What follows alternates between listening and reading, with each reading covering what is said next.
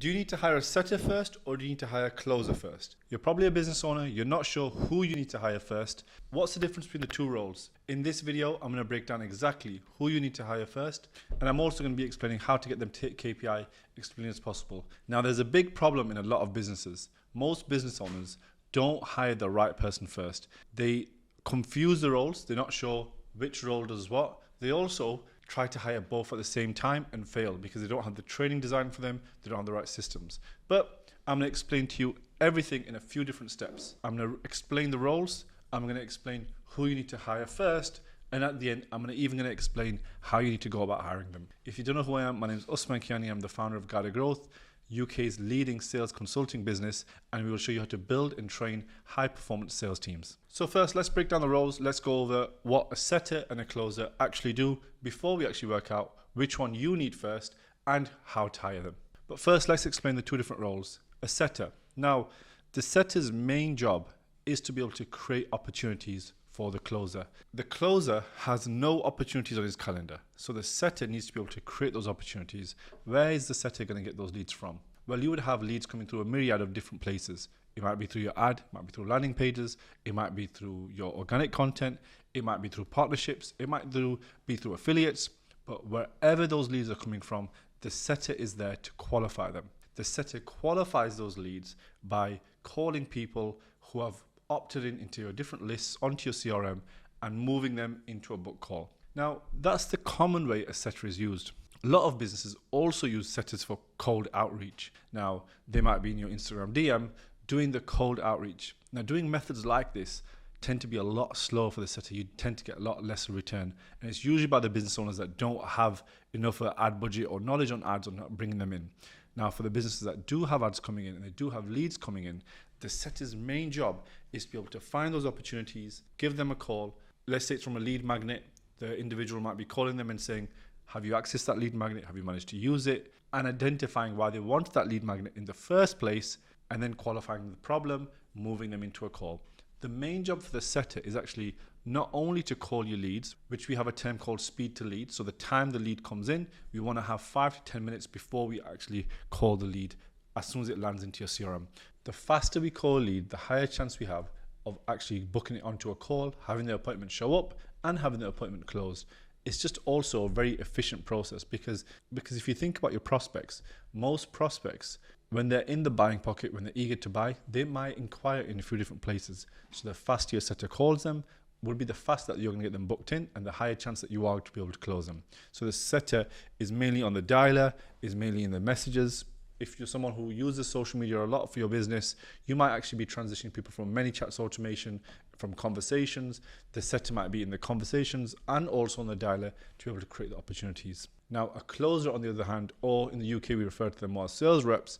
Now, the main job for the sales rep is to be able to close down the opportunities on the calendar. So the calendar has sales calls and the sales rep is there calling them. The salesperson's job is to be able to close as many opportunities as possible, i.e. having the highest possible close ratio. What a lot of businesses do, they would combine the roles as a setter and a closer. Now, if you're a really small business and you can't afford to hire 2 people, you don't have to hire them, you might hire one person. Or if you don't have a lot of leads, you might combine it into one role, more of a development role, where the salesperson might spend a bit of time generating some leads, more of like a marketing development rep, and then actually call the leads, book them in, and also sell to them as well.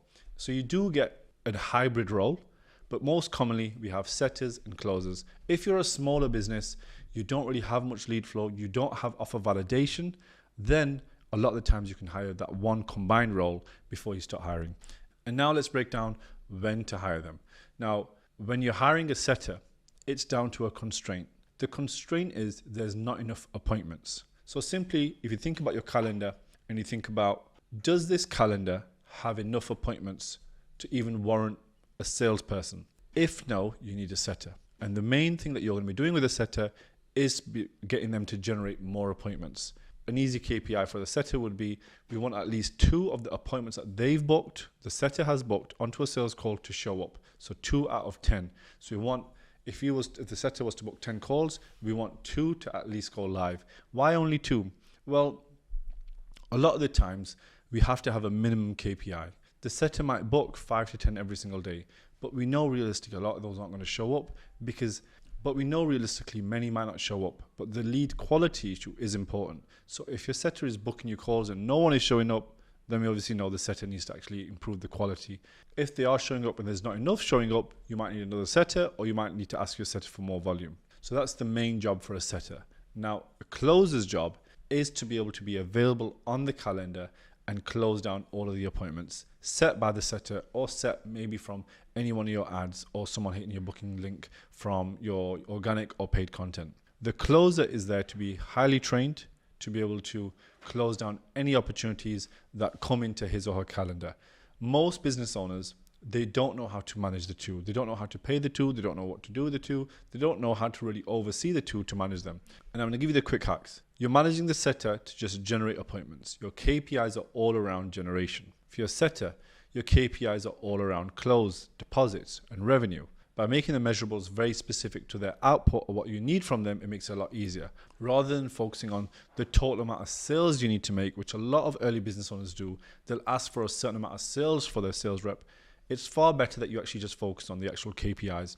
If your KPIs are focused on a set amount of calls and set of appointments and set amount of quality, you're going to get more out of the reps because it's far easier to measure the input rather than the output. For example, if you asked me to post on Instagram and you said, I want you to post every single day, compared to I want you to get 1,000 likes on this post, well, I can't control I get 1,000 likes, but I can control that I make 7 posts every single week. So by controlling your controllables, you end up actually managing the team far better. So you want to be able to manage the setter and the closer in a way where you can actually get them the best results. And remember, it's on the constraint of your business. So you need to identify which constraint you have. If you have a calendar constraint, it's obviously going to be a closer. If you have an appointment constraint, it's going to be a setter. That's number one rule I just want you to remember, because that will simply allow you to differentiate who you need to hire first. Now, how are you going to hire these people and where are you going to get the talent from? The easiest hack, if you look in the description below, you're going to see a link to our community where we show you an entire guide on how to actually hire a sales rep. So if you click the link below, go into the community, you'll be able to access a lot of our resources. We even have an entire full sales training course. If you do have salespeople or you're a salesperson, you can go and get yourself a 4,000 sales training course absolutely free within the community. Now, how to hire the setter and closer.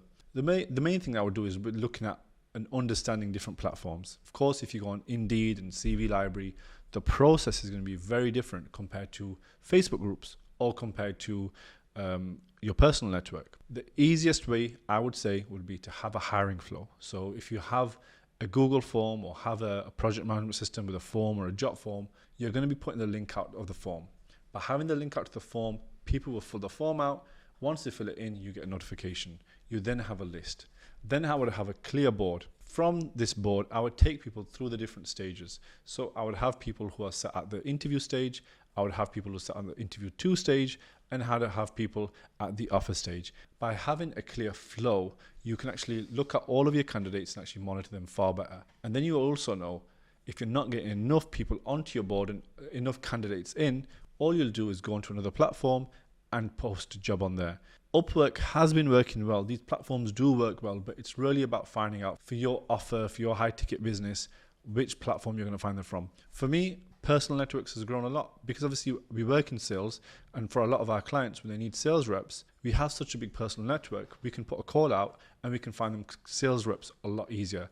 So that is one of the easiest methods to be able to hire within your personal network. So even try your Instagram story, put up a post, and you'll tend to find a lot of people blow up your DMs. But have that form ready for them, because then you'll be able to get them in, get them to apply, and get them to go through the process far quicker. Hiring is one of the longest processes for a business owner because it takes up so much of your time. It never truly feels productive. So by having a system behind it all will make it far easier. Now, if you enjoy this video, you can click on the left side to subscribe, or you can click the right side to see more sales team tactics. And I'll catch you on the next one.